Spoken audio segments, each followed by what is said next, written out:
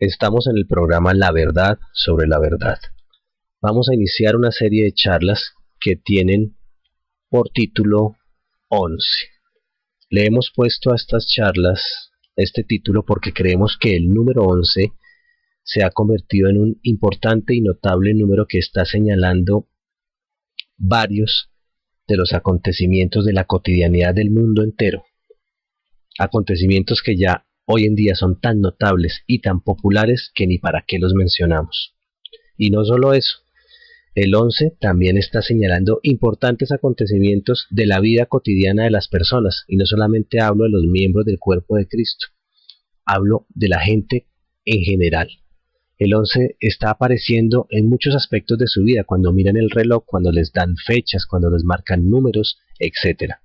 El 11 se está convirtiendo en un número que está señalando los acontecimientos de las vidas de las personas y los acontecimientos del mundo. Y por eso le estamos pidiendo al Señor que en su misericordia nos revele qué quiere decirnos a través del número 11. Por ahora tenemos claro que el 11 significa dos cosas. Primero y por un lado, el 11 está señalando el tiempo espiritual en el cual se encuentra la humanidad entera, porque estamos en la hora undécima, como está escrito en Mateo 20 del 1 al 16. El día finalmente está terminando, un día espiritual de 12 horas. Las señales y las parábolas que nos fueron dejadas como signos para los tiempos finales ya son prácticamente imposibles de ignorar. Tan evidentes son que aún hasta el adversario las está reconociendo, y por eso es que está tratando de avanzar con tanta premura en sus planes de control de todo el mundo, porque él sabe que su tiempo se está terminando.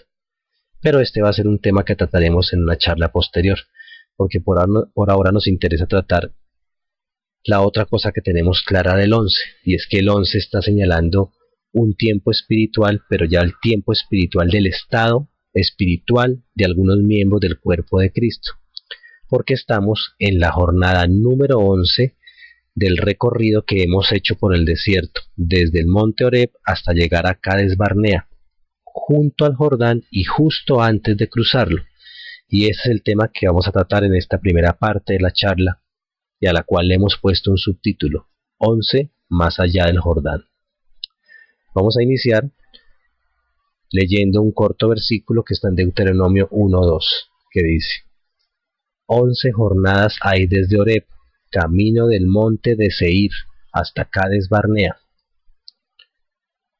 Una vez salimos de Egipto, es decir, de la dependencia del mundo, fue necesario que anduviéramos por el desierto por 40 años. El desierto está representando el lugar donde no existe ninguno de los sistemas del mundo, ni sistemas sociales, ni culturales, ni económicos, ni religiosos. Los 40 años están representando el tiempo que se necesita para morir a nosotros mismos y para esperar el tiempo de Dios y no el tiempo del hombre. En esencia, nuestra caminata por el desierto, que inició en el monte Oreb, se fundamentó en la necesidad de morir a nuestro gobierno propio para aceptar el gobierno de Dios a través de Cristo. 11 jornadas después estamos en un lugar espiritual llamado Cades Barnea, el cual es un lugar muy especial, no solo porque es un lugar desde donde podemos avistar la tierra de la promesa, la tierra que nos fue prometida, sino esencialmente porque es la jornada número 11 antes de cruzar el Jordán hacia la conquista de la tierra que nos fue prometida, y por eso creemos que muchos de nuestros aspectos en la vida de hoy se están señalando con el número 11. Por ello, es tiempo de dejar los rudimentos de la fe para avanzar. Para varios de los miembros del cuerpo de Cristo, las 11 jornadas que nos llevaron por el desierto hasta el Jordán ya se han recorrido. Fue necesario que muriéramos en gran parte en ese desierto. Y cuando hablo de morir, no hablo de la muerte física. Estoy hablando de la muerte espiritual al sistema de Egipto, es decir, al sistema del mundo, a su dependencia y a nuestro amor por esa tierra y por esos reyes. De manera que en ese desierto esencialmente hemos muerto a nuestro gobierno propio para aceptar exclusivamente el gobierno de nuestro Señor Jesucristo. Pero mucho cuidado. ¿Saben por qué? Porque cerca al Jordán, antes de cruzarlo, también hay bellos pastos y provisión abundante, y algunos querrán quedarse aquí. dudando y evitando el paso del Jordán y lo que hay al otro lado. Animémonos, porque no es valiente que después de recorrer todo lo que hemos recorrido y de alguna manera de sufrir lo que hemos sufrido, no vale la pena que acampemos en este lugar, porque el llamado y la orden que nos está dando nuestro Señor Jesucristo es que crucemos el Jordán. Y leamos este otro versículo que está un poco más adelante en Deuteronomio 1:8. El Señor dice: mirad, yo os he entregado la tierra, entrad y poseed la tierra que Jehová juró a vuestros padres Abraham, Isaac y Jacob, que les daría a ellos y a su descendencia después de ellos. Cruzar el Jordán significa el cumplimiento de muchas cosas que están conectadas por todas las escrituras. Porque cruzar el Jordán también es el mismo tiempo del bautismo en fuego, que está en la que lo tengo anotado en Mateo 3:11. Es también el tiempo de la extraña obra y de la extraña operación que está en Isaías 28:11. Es también el tiempo de la circuncisión del corazón que encontramos en Romanos 2:29. Y sobre todo el importante paso de dejar de ser niños fluctuantes, como está en Efesios 4:14. Niños fluctuantes llevados por doquiera de todo viento de doctrina, por estratagema de hombre que para engañar emplean con astucia las artimañas del error. Porque al otro lado del río está la tierra que nos fue prometida, pero esa no es esa tierra de abundancia y prosperidad mundana que algunos predican y con la que sueñan. Primero, los que vamos a cruzar el Jordán hemos renunciado a nuestros propios sueños. La tierra prometida significa la manifestación plena de Cristo y de su gobierno en nosotros mismos. Esa es la tierra prometida, y qué gran tierra la que tenemos.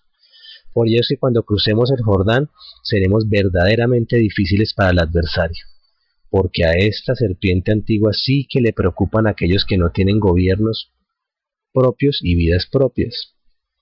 ¿Saben por qué? Porque quiere decir que la vida y el gobierno de esas personas ya no existe en sí mismas, sino que existe en ser uno en Cristo. Y a eso es a lo único a lo que sí le teme y tiembla la bestia y todos sus demonios. En estas 11 jornadas, antes de cruzar el Jordán, no solo hemos luchado contra el adversario. El peor enemigo con quien combatíamos estaba dentro de nosotros mismos. ¿Y saben cómo se llamaba? Nosotros mismos. Así como lo escuchan, el infame enemigo que estaba siendo o que está siendo combatido es nuestra propia soberbia. La soberbia de una persona y de un gobierno propio que consideró que tendría posibilidades de verdad, de guía, de vida, de justicia en independencia a nuestro Salvador, Creador y Padre. Y esa fue una creencia que fue alimentada por nuestra equivocada y muerta fe en nosotros mismos, que arrogantemente aceptamos y le creímos el ofrecimiento a la bestia, a la serpiente antigua, que consistió en creer que con los banales conocimientos de la ciencia del bien y del mal podríamos ser como dioses. O de pronto también algún día le creímos el cuento a la serpiente antigua, que con la mera salvación no era necesario que tomáramos nuestra cruz para que muriéramos a nosotros mismos. Pero los que hemos vivido en este desierto sabemos que caminando por ese desierto hemos podido ver y vivir con toda claridad que de nosotros solo destila injusticia, inmundicia y muerte. Así que los soldados del Señor que cruzarán al otro lado del Jordán no tienen cabeza, ni gobierno, ni vida propia, porque están con las manos y el corazón arriba. ¿Y saben qué significa eso? Que estamos en completa rendición, viviendo únicamente para obedecer a nuestra cabeza, es decir, a Jesucristo. Y la serpiente antigua sabe cuán fuerte y cuán efectivo es un soldado que vive en esa unidad con Cristo. Ahora, también es cierto que el Señor nos ha permitido librar algunas batallas y nos ha permitido tener algunos enemigos externos a nosotros mismos, porque era necesario que a través de esas circunstancias entendiéramos varias cosas. Primero, pues que nuestra soberbia es vigorosa, que nuestro adversario es muy poderoso, que sin el Señor no somos nada, pero sobre todo nos estaba capacitando para lo que está al otro lado del Jordán, porque allí sí vamos a ver y realmente vamos a combatir enemigos gigantes que están fuera de nosotros. Así que si creíamos que en estas 11 jornadas recorridas habíamos visto enemigos poderosos, nos equivocamos. Si creímos que habíamos visto la fuerza y la furia del adversario, nos equivocamos. Porque así como al otro lado del Jordán se encuentra la tierra prometida, también vamos a encontrarnos con la furia y la fuerza del adversario. Un adversario que sabe que el tiempo se le está acabando y que no puede permitir que otros avancen a conquistar las tierras de la promesa. Los enemigos al otro lado del Jordán no son enemigos comunes, son nada más y menos que gigantes. Así que quien vaya a la conquista de esa tierra con armaduras y armas propias según la carne, es decir, con gobiernos, conocimientos, habilidades, estrategias, evangelios, reinos y cosas similares de carácter propio, no durarán mucho allí, o quizás ni siquiera puedan cruzar al otro lado, porque al otro lado del Jordán lo único que es necesario es el gobierno de Cristo y la armadura de Dios. La armadura de Dios pueden leerla en Efesios 6, versículo 10. Tengo mucho anhelo de ver las batallas que se van a librar al otro lado del Jordán, porque van a ser como las de Jericó, una completa locura para el entendimiento y la razón del hombre, pero estoy completamente seguro que en la obediencia vamos a ganar una por una todas esas batallas. Así que es tiempo de que dejemos de ser niños y avancemos más allá del Jordán, donde las revelaciones van a ser muy grandes. Porque mientras cruzábamos estas 11 jornadas en el desierto, andando en los rudimentos de la fe por un lado y en los conocimientos de los niños por otro, la bestia ha venido tomando importante control de casi todo lo natural. El Señor quiere abrir nuestros ojos y llevarnos hacia la madurez de los misterios que se están revelando más allá del Jordán, para que veamos lo que no veíamos, para que hablemos lo que tenemos que hablar de parte del Señor, para que advirtamos y para que no caigamos en el más increíble engaño que está concibiendo la bestia para los tiempos finales.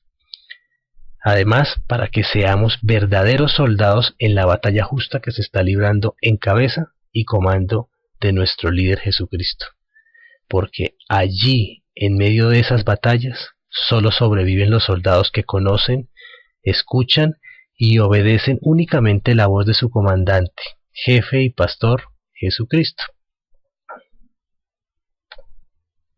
Preparémonos entonces para ver los misterios que nos serán revelados por el Señor allí, donde veremos con mucha claridad el plan que Dios tiene para sus hijos y para los tiempos finales por un lado, y por otro lado ese plan macabro que está planeando y poniendo en operación la bestia para los tiempos finales.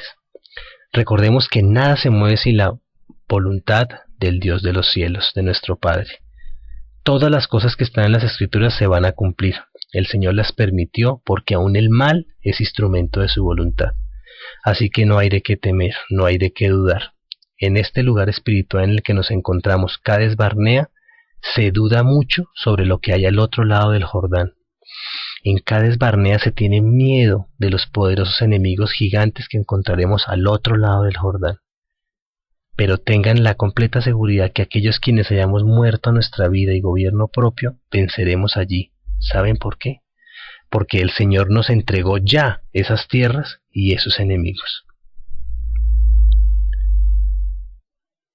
Esto pues apenas es el comienzo de una serie de charlas que vamos a tener sobre este tema, sobre este título al que le hemos puesto 11, y donde estoy seguro comenzaremos a ver muchos de los misterios que nos revelará el Señor a todas aquellas personas que decidamos cruzar el Jordán rendidos totalmente a nuestro gobierno y capacidades propias para luchar en la unidad del único victorioso en esa batalla.